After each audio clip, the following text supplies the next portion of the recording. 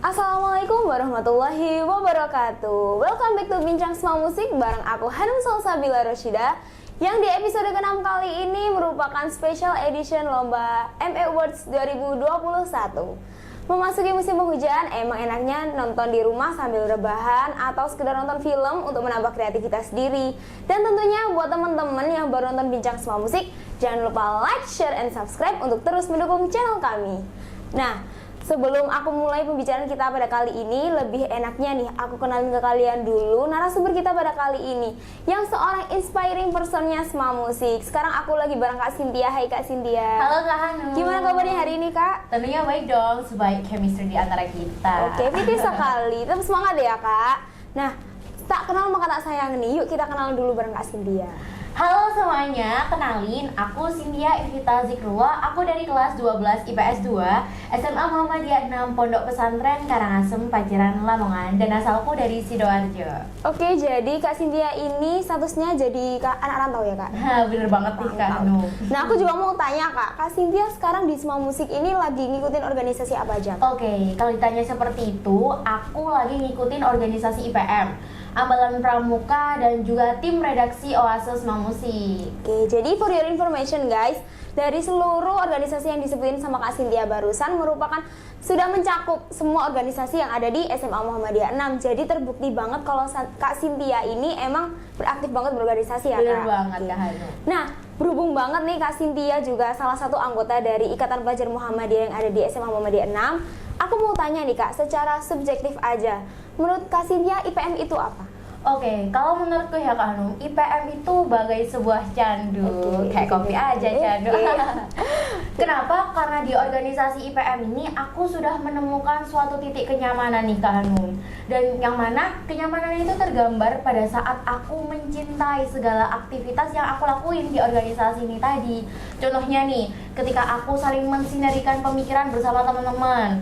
Dan yang terpenting adalah ketika aku ditempa menjadi seorang pemimpin. Oke, jadi mulai dari sebuah candu nih ibaratnya nggak bisa hidup tanpa IPM gitu ya? Betul banget. Oke, mulai nggak bisa hidup tanpa IPM sampai sebuah candu. Kira-kira menurut Kak Cynthia, seberapa pentingkah ber-IPM? Oke, penting banget. Pentingnya ber-IPM sama halnya dengan pentingnya berorganisasi. Kenapa? Karena terbukti sampai detik ini, diriku ini udah ada something different-nya. Karena IPM, organisasi sudah berhasil mengubah pola pikirku menjadi sosok yang lebih dewasa, lebih independen, bahkan lebih kreatif nih dalam memecahkan sebuah masalah. Dan yang terpenting lagi, karena organisasi IPM ini aku jadi seseorang yang siap memimpin dan siap dipimpin. Oke, jadi intinya emang nggak asing lagi di telinga kita ya Kak ya, bahwasannya organisasi ini tuh emang penting banget buat kita untuk merubah misal karakteristik menuju kedewasaan diri, kemandirian dan lain sebagainya. Itu sudah sangat terbukti sekali. Nah, oke Kak, terus aku mau tanya dulu nih, Kak Cynthia sekarang di IPM Semua Musik lagi menjabat jadi apa? Oke, kalau aku sendiri nih teman-teman, aku sebagai ketua bidang perkaderan IPM. Oke, pas banget nih Kak, ketua bidang perkaderan. Kaitannya sama tema kita kali ini, kepemimpinan. Nah, menurut Kak Cynthia, setelah menjabat sebagai selama ini ya menjabat sebagai ketua bidang perkaderan, menurut Kak Cynthia definisi pemimpin itu seperti apa? Oke, as you know ya teman-teman, kalau bahwasanya pemimpin itu orang yang mengkoordinir anggota-anggotanya untuk mencapai tujuan organisasi. Tapi nih Kak Hanum, ketika aku sudah terjun di dunia perkaderan, ada sedikit kesimpulan yang aku simpulkan. Ternyata definisi pemimpin itu bukan hanya itu saja Kak Hanum, tidak cukup itu saja.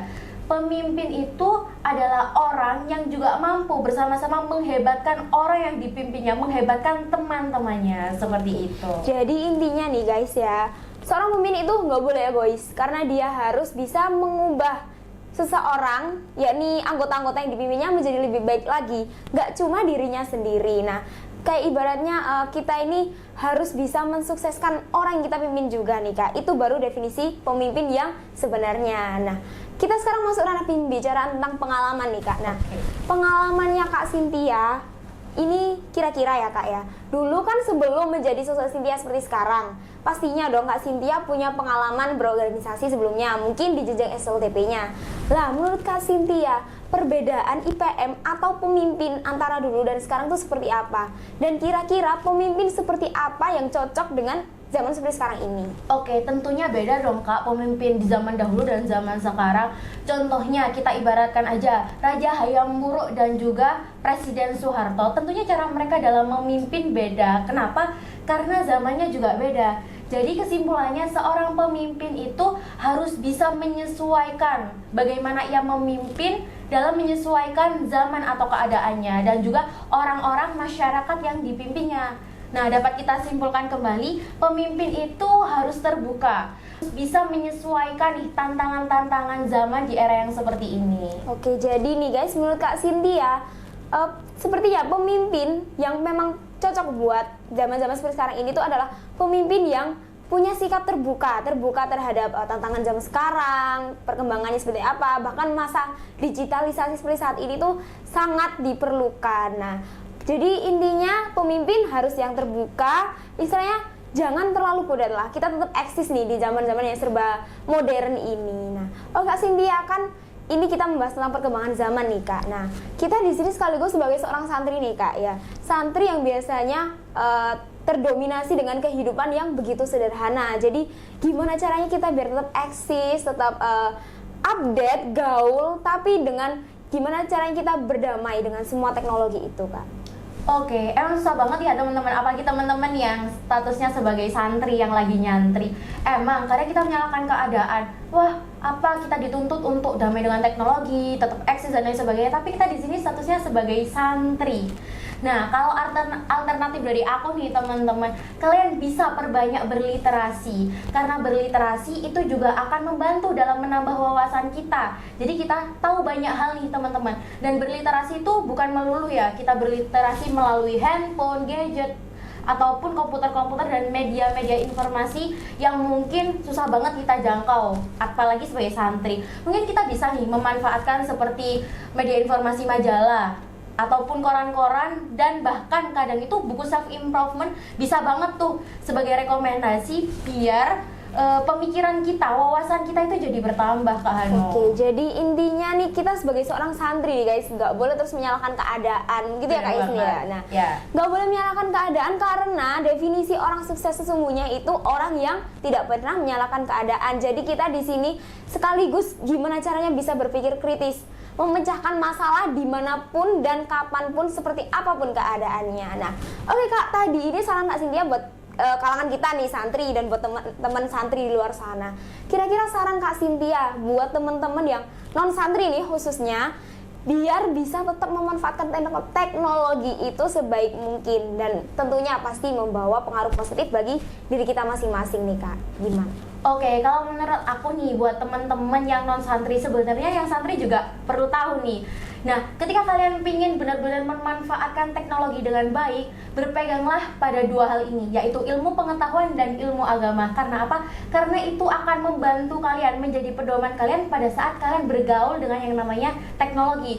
Jadi kalian bijaksana nih saat kalian menggunakan teknologi tersebut. Jadi kita tahu mana sih yang bisa memberi pengaruh positif bagi diri kita atau bahkan bagi orang lain, dan mana sih yang justru akan menyebabkan suatu kemudorotan. Oke, jadi intinya ilmu pengetahuan sama perbekalan ilmu agama ini penting banget ya. Benar banget Kak Hanu. Makanya yang sekolah nih yang serius guys. Karena ini sekolah emang bener-bener nggak main-main nih di zaman sekarang. Nggak boleh tiduran. Oke. Nah, Kak Cynthia nih masuki pembicaraan kita yang terakhir nih Kak ya.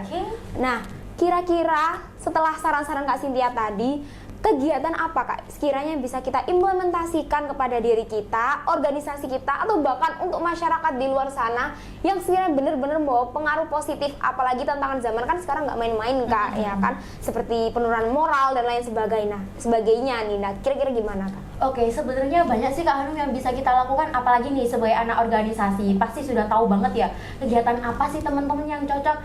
Tapi nih kalau mungkin aku boleh saran, kita mulailah dari hal-hal yang sederhana. Yang pertama, kita mulai dengan mengadakan kegiatan yang mungkin bisa melatih jiwa kemasyarakatan kita. Contohnya nih, apalagi anak organisasi bisa banget tuh kalian adakan suatu kegiatan bakti sosial. Nah, itu dijamin banget bisa melatih rasa ataupun jiwa kemasyarakatan kalian. Dan mungkin kalian bisa mengadakan seminar-seminar dan itu akan membantu kalian dalam menambah wawasan kalian. Dan sekarang nih Kak Hanum, kayaknya seminar itu nggak melulu nih langsung datang ataupun istilahnya kita bisa menggunakan alternatif seperti memanfaatkan teknologi, bisa seminar online gitu nggak sih Kak Hanum? Iya, emang bener banget nih, kayak omongan Kak Cynthia, seminar online ini kan keren banget sekarang ikut webinar. Nah, ini lagi ngetren-ngetrennya. Jadi, itu adalah salah satu cara memanfaatkan teknologi sebaik mungkin, karena menambah wawasan itu penting banget kita cari-cari dari berbagai sisi, mulai dari buku atau internet dan lain sebagainya, apalagi dalam forum discussion nih Kak. Nah, oke, ini kayaknya udah sampai di ujung pembicaraan kita kali ini, dan kayaknya emang terbatas waktu, jadi itu sedikit saran untuk teman-teman semua. Nah, oke, kalau ada salah kata nih dari aku dan Kak Cynthia, mohon maaf yang sebesar-sebesarnya. Dan tetap stay terus bareng kita di Creator of Innovation Movement. Semangat menciptakan pergerakan inovasi. Wassalamualaikum warahmatullahi wabarakatuh.